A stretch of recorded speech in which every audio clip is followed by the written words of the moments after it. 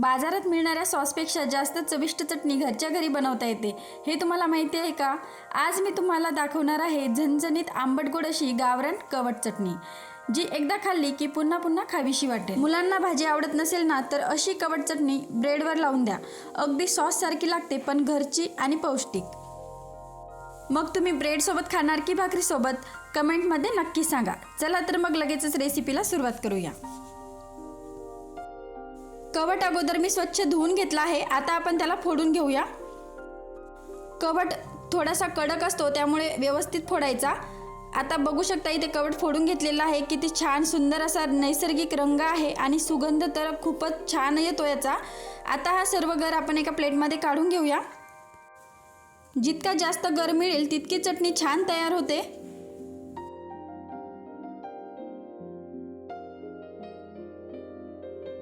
आता या गरामध्ये काही धाग्यासारख्या शिरा असतात, तुम्ही बघू शकता व्हिडिओमध्ये, त्या आपण काढून टाकणार आहोत। आणि या शिरा काढल्या की चटणी अधिक मऊ आणि छान लागते।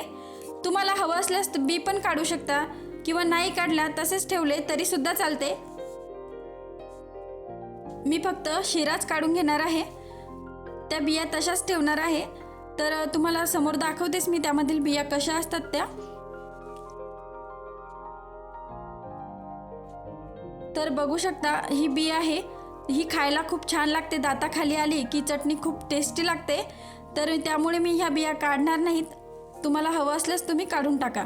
तर तुम्ही बघितलं, मी हातानेच सर्व गर मॅश करून घेतला आहे। तो आपल्याला सर्व छान असा मऊसर एकजीव करून घ्यायचा, त्याच्यात गाठी राहू द्यायच्या नाही। हाताची ऊब लागली की गूळ पण पटकन विरघळतो आणि चव एकदम परफेक्ट होते। तर गूळ टाकल्यानंतर सुद्धा मी हातानेच सर्व गूळ आणि गर एकत्र मॅश करून घेणार आहे। तर त्याआधी आपण याच्यामध्ये घालणार आहोत लाल तिखट।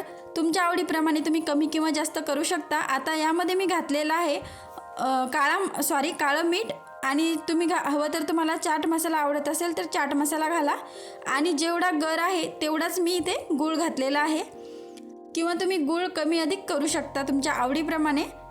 पण जेवढा गर आहे तेवढा गूळ जर घातला तर खूप छान टेस्ट येते आंबट गोड अशी।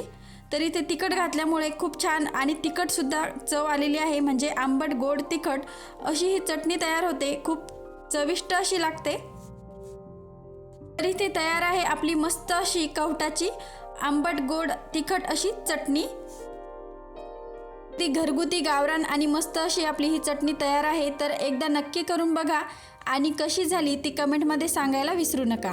व्हिडिओ आवडला असेल तर लाईक करा, तुमच्या मैत्रिणींना आणि कुटुंबाला शेअर करा, आणि अशाच पारंपरिक रेसिपीजसाठी हर्षदास किचनला सबस्क्राईब करायला विसरू नका। पुन्हा भेटूया एका नवीन चविष्ट रेसिपीसोबत। तोपर्यंत धन्यवाद। आणि हो, ही चटणी ठेवायची कशी, तर ही चटणी तुम्ही एअरटाईट डब्यात फ्रीजमध्ये ठेवा। 4 ते 5 दिवस आरामात टिकते, आणि ही चटणी जसजशी मुरते तसतशी तिची चव अजून छान लागते। फक्त त्यामध्ये ओला चमचा वापरू नका, नाहीतर ही चटणी लवकर खराब होते।